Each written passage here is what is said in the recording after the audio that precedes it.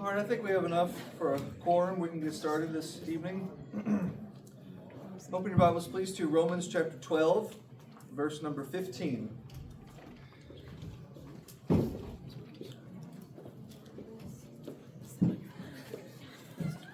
Romans 12:15.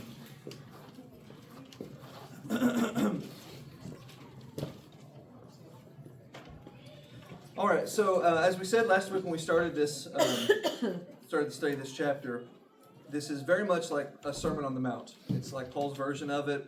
A lot of the content in small doses here and there is similar. Some of it just almost verbatim, quoting the Master. But it's also, as we'll see, not in this verse, but in the next verse, and a few others sprinkled about, there's a lot of Proverbs here. This is like Paul's little mini version of the Proverbs. Not just chapter 12, but really when you go through the whole back quarter of this book. So you'll get a lot of little nuggets of wisdom, little nuggets of truth, little simple little prose of wisdom sprinkled in here as well. And this is very Proverbs-esque, this verse 15. Rejoice with them that rejoice, weep with them that weep. It is easy to be sad when my friends are sad. When they're hurting, it's easy to hurt with them. It comes natural. I suppose there's some personality quirks where they have trouble with that, but I think for most of us, we find it easier to go down into the valley with somebody than necessarily to go up to the mountaintop with them. That's where, bitterness and ego and vanity and conceit and there's a word, covetousness. That's where that kind of comes in. I don't want to go up there because that should be me, not him. That's all in the rejoice with him that rejoice part. We struggle with that sometimes, but weeping with him that weep, that's the easier said than done one. But when you're the one doing the weeping, you very much appreciate them coming down and doing that, which is not so difficult. It's easy for you to, as Paul's going to say, condescend to men of low estate. That's verse number 16. Go ahead and turn there. It's easy to do that, but when you're the one who was in that low estate, when you're the one who was down in that valley, and someone is willing to go down there with you and weep with you, and not make it about them, and not talk about their problems, but not even to talk about your problems, because you don't want that either sometimes, but just to be there. That's an encouraging thing. So verse 16. Be of the same mind one toward another. Mind not high things, but condescend to men of low estate. Be not wise in your own conceits. That last little phrase we'll come to in a second. That's very Solomon-esque. It's very Proverbs-like. Be not wise in your own conceits. But the beginning of it is just a continuation of verse 15. Be of the same mind one toward another. You can take this verse and you can break it apart out of the context. And you can make it stand on its own and have it say something that's very nice. But it really is meant to be read after you read verse 15. Weep with those who weep, rejoice with those who rejoice, and so I am of your mind. If you are rejoicing, I'm of your mind. I'm rejoicing with you. I'm not going to feel bitter or angry or wish you weren't. I'm going to rejoice with you. If you're weeping, I'm going to be of the same mind. I'm going to weep with you. I'm not going to try to make light of it, although everybody's different. Maybe that's what they need. That's the therapy they need, generally speaking. I'm not going to try to make light. I'm going to be weeping with you while you're weeping. Be of the same mind. Mind not high things. Don't have an arrogant disposition. Again, separate from its context, stands perfectly fine on its own. It's just a thing not to do. Don't be arrogant. Don't be cocky. Don't put yourself above others. But this phrase is meant to be read with what follows. Mind not high things, but condescend to men of low estate. Here is someone in the valley, therefore I'm above them. I'm higher than them. My emotions are in a different place. My disposition is different from where they are. They're way down there. Whatever happened, something happened to them, they caused it, and so they're down there, and now they're in a period of mourning and repentance, or just the enemy has hurt them, or someone has done them dirty. Whatever it is, they're down there, and I'm up here. I don't need to stand up here and say, whatever. I don't need to wag my finger. This is not the time. If they're down there weeping, it's not the time to hear, I told you so. It's not the time to remind them that you should have done what I said, that I tried to tell you, I tried to warn you. They now know they should have listened. They now know they should have heard the warnings. They should have followed the red flags and all that stuff. That's why they're down there weeping and not down there, wagging their fists in the air. They're upset that they made the mistake. So go down there with them and weep with them. So when I am hurting, come down to where I am. So that later, when I'm rejoicing and I'm up on the mountaintop and you're down there, I will pull you up to where I am so that you can rejoice with me. It's kind of weird, this thing, because when I'm weeping and you're rejoicing, who breaks the tie? You're supposed to be of the same mind one for another. So if your mind is rejoicing and my mind is weeping, who changes? If you're rejoicing, should I stop weeping and rejoice with you? I think in that case, crying should break the tie. I think that's stronger of the two emotions, but I'm feeling kind of weepy right now anyway because I didn't get much sleep last night, so maybe that's just bias talking. But I think, generally speaking, as we said, it's easier to weep with those who are weeping. So if you're feeling happy and they're sad, change a tune and get sad with them. There'll be your time to rejoice later. Verse 17. Recompense to no man evil for evil. Provide things honest in the sight of all men. These are, again, these are nuggets. This is Proverbs-like. It's Sermon on the Mount-like, which that was, those 3 chapters was just very chopped up into little sayings. In fact, it's very likely the Sermon on the Mount was not one long discourse all at once. It was just a bunch of little discourses that were stitched together. But I don't want to go down that road. That's a whole different thing, and it could even be not true either. It doesn't matter. That's not the point. The point is, there's a lot of little individual sayings meant to stand on their own in the Sermon on the Mount, and in here too.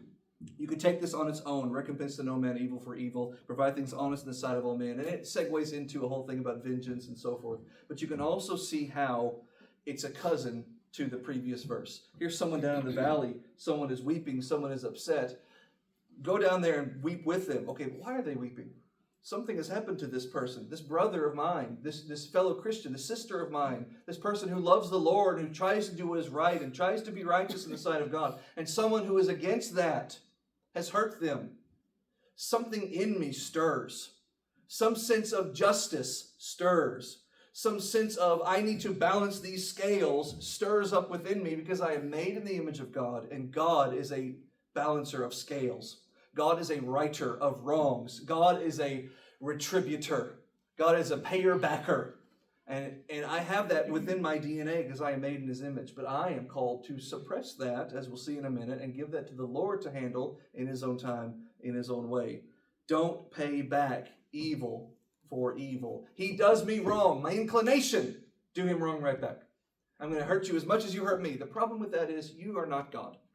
God knows how to balance the scale. He knows to get the perfect last grain of sand on the one side to make it perfectly balanced. You can't do that. You can give it your best shot, but you're not going to be perfect. Be thankful, all of you. Be thankful. I am not the judge, because I would get it wrong. I would get it wrong, and I would let some people off the hook who don't deserve mercy. And be thankful I'm not the judge, because I would go too far in punishing some who deserve a lesser hand. I'm not the judge. God is the judge. So I must not pay back, because I might go too far, and now I'm a sinner. Or I may not go far enough, and that's not just either. So you don't pay back evil for evil. Rather, just provide things honest in the sight of all men. Be a reasonable, kind, generous disposition, a person. In fact, my Bible says honest. I'm wondering if your translation is different than mine. Did you say honest in the sight of all men? What verse? It's the second half of verse number 17. Honorable. Honorable. Okay, anybody else? Respectful. Anybody else? Proper. The word means beautiful, virtuous, valuable. You can hear the similarities in all those words you're saying. I think those are better than honest. Honest gives the connotation of not lying. He'll talk about lying in a minute. Obviously, you don't lie, but this is more about non-retaliation is a beautiful thing. Non-retaliation is an honorable thing. Non-retaliation is what was another one someone said? Virtuous? I think. Honorable? Yeah. Non-retaliation is of Christ. Even though God is retributive, God the Father is a payer-backer. Jesus, God in the flesh, was struck, as we're going to read, was struck and reviled not, was threatened and persecuted not, was attacked and did not retaliate. Jesus, God in the flesh, said, I'll suppress that, teaching me the lesson. Made in the image of God also should suppress that. In fact, your Bible even says that Jesus gave all that to the Father. He gave all judgment to the Father. Even though He is going to be the judge, while He was on earth, He gave all judgment to the Father, because that sets the template for me. So you just provide things in a way that is valuable and honorable by not paying back. Let the Lord handle it. I know once upon a time there was an eye for an eye edict in the law of Moses. But that was a law meant to govern a physical nation that had to have literal laws like that. They had to have, an economy and a standing army and things like that. They had to have a governmental system. There was also the case that if you take my eye, and I don't have a law that says eye for an eye, if you take my eye, well, I'm going to get mine back. I'll take your eye, and I might take your hand too for good measure. And now that I've taken more, you might want to get vengeance on your hand. And you might take my hand and my foot just to teach me a lesson. So I'll come back with your foot until eventually it's just two stumps, like a Monty Python sketch. Two stumps just arguing with each other. Do you remember what happened with Samson and his Philistine in-laws? You take my wife, I'm going to burn your crops. You burn my wife, I'm going to go after you. It goes back and forth and back and forth and back and forth. I get vengeance for your vengeance to get vengeance on my vengeance that I got on your vengeance. And just don't do that. Leave it to God. He'll take vengeance, or he'll hand out mercy. Either way. Well, so what should I do? I've got this stirring within me, this sense of justice. I've got this righteous indignation. I've got this desire to set things right. What am I supposed to do with it? Verse 18, live peaceably with all men. As much as is possible, a very important caveat, as much as is possible, live in peace with all men. What do I do with all my anger? He's going to tell you in a second literally what to do with it. But my disposition, my attitude is not to hold on to it mentally or in some cases literally. It is not to hold on to my anger. It is not to hold on to my bitterness and to stew over it and to develop ulcers and bile and just to rot from the inside out, but rather to just, can you get along with them? Get along with them. As much as is possible, live in peace with all men. It's not up to us who can't live in peace with us. As much as we are going to make it, everybody should be able to get along with you. You cannot control other people. You make it so that everybody can get along with you. And if you can't get along with them, it better be their fault, not yours. I struggle with people. Thank you for not laughing at that. Everybody does. Everybody does. I struggle worse, though. But I have worked very, very hard to make it so that I get along with everybody. I don't get along with everybody. So let me rephrase that. I have tried very hard to try. And I don't always try. I have tried very hard to try to get along with everybody. And I think that's just the best I can do. So you just do the best you can do. As much as it is possible, beautiful caveat by the Holy Spirit, as much as it is possible, live in peace with all men. Verse 19, dearly beloved, I'm glad he started that way. Dearly beloved, do not take your own vengeance. King James says, avenge not yourselves. Do not take it in your hands to go fight. Avenge not yourselves, but rather take all that wrath, take all that desire for retribution, take all that inward stirring within you to make things right, to right those wrongs, to punish, to pay back, to get justice. Take all of that, and he says, give place to it. Literally, set it over there, and you go over there. You set it here, and you walk in the other direction. You take it all, you put it in a big fat box, you tie it with a bow, you set it down, and you leave it. For whom? God. He will pick it up, and he will add it to his pile, and he will handle it in his way, in his time. You give place to wrath. As it is written, Deuteronomy 32:35, God speaking, vengeance is mine, I will repay. And that's very hard sometimes, because sometimes God pays back his enemies, which are your enemies. You don't have enemies. God has enemies. You're on his side. So if they think you're their enemy, they're actually making God their enemy. That's your perspective. That's your attitude. And it's hard for us, though, because we have these people who hurt us. We have these people who do us wrong. We have this stirring within us, the need for justice. And God is telling me, okay, yeah, but justice will come. Wrongs will be set right. Vengeance is mine. I will repay. And I can only just trust that. I just got to be patient. I have to, while I'm enduring it, thank God for the lesson he teaches me, which is patience and trust. So that when I do come out of it on the other side, I may come out of it emotionally and mentally without the wrong having been made right yet. But because I put my trust in God, and I put my faith in God, and I give my vengeance to God, and I give my desire for retribution to God, what do I have left but good feelings?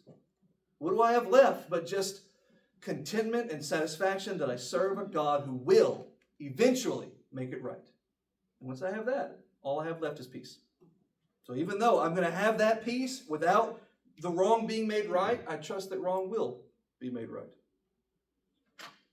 Verse 20. Therefore, what am I supposed to do then? I got this guy over here. I got this person over here. I got these people over here. I got these people who are attacking me, who are hurting me. And here they come again. What am I supposed to do? Well, are they hungry? Give them something to eat. They're coming to me to kill me. Well, they look a little starved. Give them something to drink. They're coming with an army of torches and pitchforks. Yeah, it's cold out there. Give them something to wear. It's cold. Give them a coat. And when you do good to your enemy, when they expect you at worst to do bad to them, at best they're expecting you to do nothing to them. Because that was Gandhi's whole thing. Gandhi, who's so famous for being good, it's just become synonymous with his name. Oh, he's Gandhi. Yeah, but the best thing Gandhi said was, if they hurt you, don't do anything. Jesus has totally one-upped that. If they do you bad, do them good in return. And Gandhi would say, that's ridiculous. I'm not going to do good. I'm going to be nonviolent, but I'm not going to do anything to the English occupiers of my land. I'm just going to sit here and say a giant strike, and I'm going to deplete their economy. I'm going to hurt them in a passive way. Okay, fine. That's your business. But Jesus says, do good to them. They're compelling me to do this. Do it and make cupcakes for them. They're compelling me to do this. Do it and go a second mile too. They're striking me on my cheek. Good. Give them the other one. And if you respond with kindness, and I preach to myself because I don't do it either all the time. But if you respond with kindness, you might just cause them to rethink their entire strategy. You might cause them to rethink their entire life. And they might realize, hey, maybe, am I the bad guy? Am I the bad guy? Because when you're fighting back, you're both bad guys. And it's easy for you to cast yourself as the hero and them the villain because they're the ones attacking you. And you're going to retaliate. And you're attacking them, and they're going to retaliate. And so you're both heroes of your own story, and they're both villains of your story. And they're the heroes of their story, and you're the villain of their story. But if you don't fight back, instead you reward them with good, how can they possibly spin that to themselves as they're the hero? This is what makes Christianity beautiful. This is what makes Christianity golden. Okay? Somebody read 1 Peter 2, 21 through 23. 1 Peter 2, 21 through 23.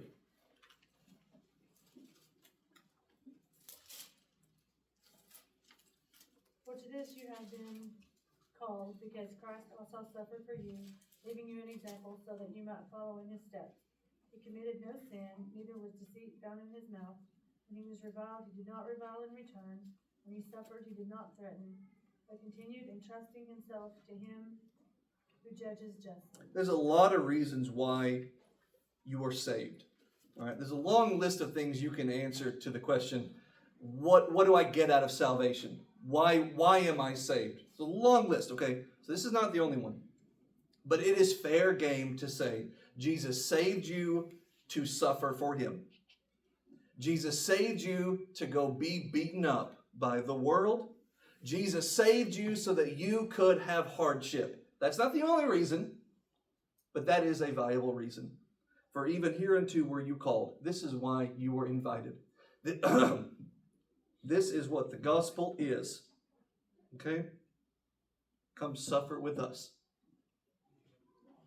Christ also suffered for us. And in so doing, he left us an example. You think Jesus went to the cross? Do you think Jesus went to the cross so that you could sit there and not go to the cross? He went to the cross to take away your sins. He also said, take up yours and come follow me. Christ went to the cross, leaving you an example so that you should follow in his steps. Where did his steps take him? He took him to the cross for you. Where did your steps take you? To the cross for him. He did no sin. You did. That's why he went to your cross. He went to the cross for you because you did sin. He did no sin. No guile was found in his mouth. When he was reviled, he didn't revile back. When he suffered, he did not threaten. When he was abused, he just committed himself to him that judges righteously. And that's the example for you. Follow the master's example. Beaten, mocked, lied about, wrongfully accused, illegally tried, unjustly convicted, and he said not a word. Closest thing he said to a word was, yes, I am the king. Verse 21. And in so doing, do not be, I'm going to read exactly as it's written in the King James. Be not overcome of evil, but overcome evil with good. Literally, do not be crushed under the weight of evil. My Bible says of the preposition, it's under. Do not be crushed under the weight of evil, but rather overcome evil with good. I have a question. Be not overcome under evil. Who's evil?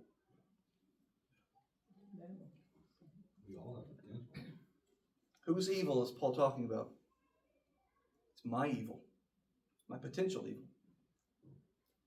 The context here, because this is one statement.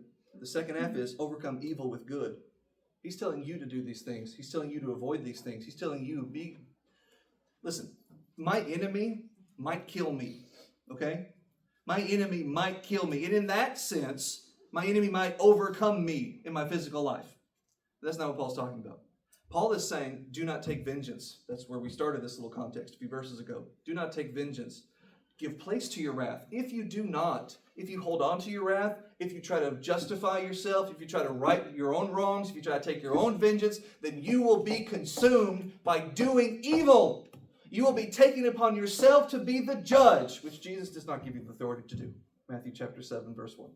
You don't take vengeance. When you do evil. And you don't know how to stop. You don't know how far to go. So you'll take vengeance, and you'll see another wrong, you'll take vengeance, and you'll see another wrong, you'll take vengeance. Before you know it, you think you're Batman, but you're the Joker. You think you're just doing good on everybody, but God didn't appoint you that. God did not make you the policeman. God did not make you his samurai to go defending his honor. You do that, and you become overcome with your own acts of evil. Instead of that, you overcome evil by doing good. That's you. You do good. You don't do evil. You don't be crushed under what you might do, but rather you do good instead of evil. Matthew, if we go back to verse 20, I never quite understood how heaping burning coals on someone's head Oh, is a good thing. I'm sorry. I did not mean to ignore that. I was in the zone and I forgot. Yeah, I apologize. Thank you for reminding me of that, John. Yeah, if your enemy's hungry, feed him. If he's thirsty, give him drink. If you do, you'll heap coals of fire in his head. My conventional wisdom, my thought has always been what Paul is talking about here. Or this is actually Solomon, Proverbs 25, he's quoting. He's talking about bringing shame to somebody. When you bring shame to somebody, your face gets hot, you blush, and you feel the heat. And I think that's in the spirit of the text. Whether he literally means that or not, I think the spirit of it is do good to your enemy and they'll feel shame and they'll be compelled not to, hopefully, not do evil to you anymore because they'll feel the shame for doing it. But I was talking to Miss Drew sitting here front row last week, and she was telling me that, I don't want to get it wrong, who said it to whom or how you came about this, but another possibility is that coals that were burned and were carried around were carried in like baskets and things. And if you've seen pictures and things and videos of people back in that day, and they may still do it today, they would carry baskets on their head and stuff. And if here's my enemy and they're cold, I can give them coals, I can give them fire, I'll put coals on the basket that's on their head. And so it's maybe some allusion to something like that. Whether that is that literal meaning or not, the metaphorical idea, in my opinion, the simplest explanation is usually the correct one. That's Sherlock Holmes, but I think it's true, is you bring shame to them. You make them blush. Whether it's by a literal action you do with actual coals or that's just a metaphor. I think the spirit of that is Matthew, I the have same. a question. If that's what we are to do to others, like God would do to us, how does God do that to us? What do you mean God do what to us? Heaping coals of fire on our heads. Well, I mean, listen, you can't run away with the metaphor. There are some things that there's some things we can't do that God can do. There's some things God doesn't do that we must do. So it doesn't always work like that.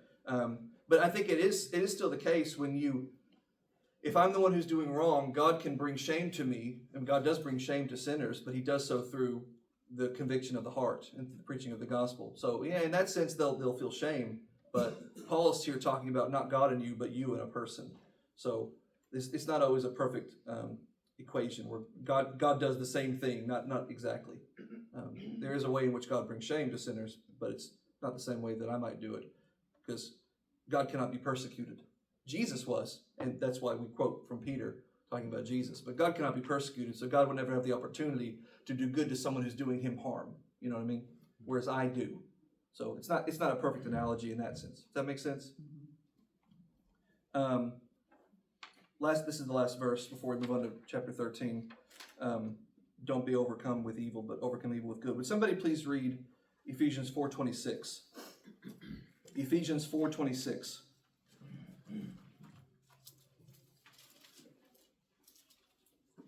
Be angry and do not sin. Do not let the sun go down on your anger.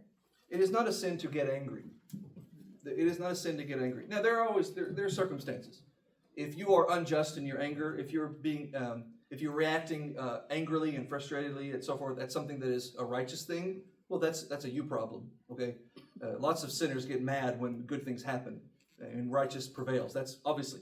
So yeah, there's always a circumstance. But generally speaking, for a Christian to get angry, that is in and of itself not a sin. The Lord got angry, Mark 3:5. He looked round about at them with anger, it says. When the Lord got angry, and the ways in which we're supposed to get angry, it is with righteous indignation. It is a godly thing. It is godly to be angry, okay? What you do with your anger and how you process that anger and how you overcome just those feelings and not let them consume you, that's the issue here. But just the idea is a godly thing. When I see an injustice, I should respond I will respond, whether I respond by shrugging my shoulders, making excuses for it, or saying, this is not right, this should be set right. That third of those is the righteous answer. The third of those is anger, and it will manifest in anger. And it doesn't mean you have the authority to raise your voice, though we sometimes do, or to strike your palm on the table, though we sometimes do, and certainly not strike someone else. We should never do that. There are ways we manifest our anger that is wrong.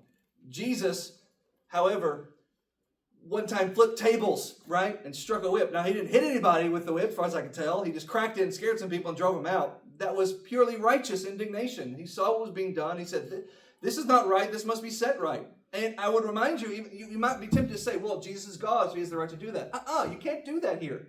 Because Jesus gave authority of judgment to the Father, right? Which means what he did when he cracked that whip, literally, and he drove out the money changers in John 2, and then again at the end of his ministry, when he did that, that was a man doing that. That was a godly man. Yes, he was the Son of God, but he was also the Son of Man. And as a person, a godly man, raised by godly parents, instilled with godly virtue, and taught godly principles, when he saw unjust things being done, he made a whip, and he cracked it, and he drove them out, and he flipped the tables, and he quoted Habakkuk, and he said, or Haggai, whichever one of the ages, and he said, do not make my father's house a house of merchandise. Might have actually been Zechariah. Somebody look that up for me. Whatever it was. He flipped it, he quoted the scripture, and he said what he said, and he did what he did, and I have the same authority to do that. Now, Jesus is also perfect. He knew where the line was, and he knew how far not to go, and I don't always know that. So for my own sake, I'm not going to make any whips, okay? But the temptation is there sometimes. I think it's also just telling us that we shouldn't wait so long before we try to rectify it or work it out together, Oh yeah, that's the sun go down part. Yeah. Yeah, if you just stew and stew and stew and stew, you don't try to work through, or you don't always, there isn't always an opportunity to work it out. That's my first bell. Sometimes you just have to give it to God and let him handle it in his own time. But in so doing, that's your processing. That's your working through it. Right. Oh, I don't know. We got 5 minutes. Let's start it. We'll start chapter 13. Unless there's another question that can take 5 minutes. No? Okay. Verse number 1. Let every soul be subject to the higher powers, for there is no power but of God. The powers that be are ordained of God. Again, let every soul be subject, that's my responsibility, to the higher powers. For there is no power but of God, that's God's authority. The powers that be are ordained of God, that's the leader's burden. Let's appreciate those three very distinct things. God gives authority to leaders. That be a president or a Congress, a Senate, or some kind of governmental authority. We'll talk about them for the rest of the chapter. Maybe it's a king whose authority is just because of his birthright and so forth, and that causes all kinds of consternation from the lowly peasants and so forth. Maybe it's an eldership, or maybe it's a policeman, and whatever, who has a position of authority, whether it's imbued upon them, or whether they were elected into it, or whether they met qualifications and they were admitted into it based on the qualifications. Whatever it is, if you have a position of authority, it is given to you by God as a burden of responsibility. We talked about this, I think, last week or something, talking about leadership in general in the church and how it's not a perk. It's not a glorified thing. It should be seen as a burden of responsibility. It should be treated soberly and seriously, and not as an I'm better than you kind of thing, which means it should not be coveted over by people who may not be qualified or allowed to do it. Leadership is that in general. It is a burden of responsibility. Let every soul be subject to those who have that burden. And that's my part. If I don't have the authority, now I'm, as a gospel preacher, I carry authority as a burden. 2 Timothy 4, right? To reprove, rebuke, and exhort with all long suffering and doctrine. But setting aside that, as just a Christian, as a person, I have to be subject to those who have authority. Elders, leadership, presidents, kings, and so forth. I have to be subject to them. If I am under them, I must submit to them. All right? My responsibility is that. Why? Because God put them in charge. Even if they're wicked, even if they're evil, even if they're jerks, even if they're wrong.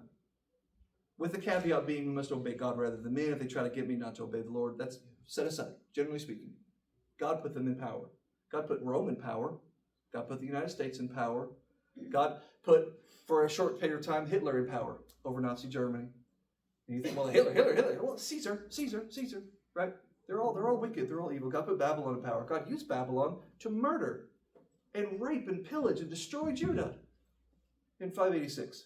God used Assyria, just as bad, and in some ways worse, to destroy the northern kingdom before that. God raises up nations, and this is Daniel in a nutshell. God will raise up and he will tear down nations according to his own will, and you are not going to understand that will. All you can do is just obey, as much as you can obey.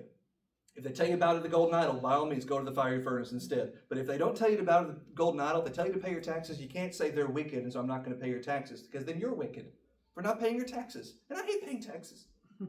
But you still must pay your taxes. I think he's going to talk about it in a second.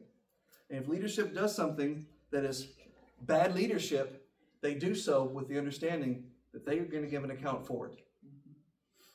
And I must simply obey as best I can. That's my responsibility, and that's their burden. Because God gave them that authority. That means leaders must lead.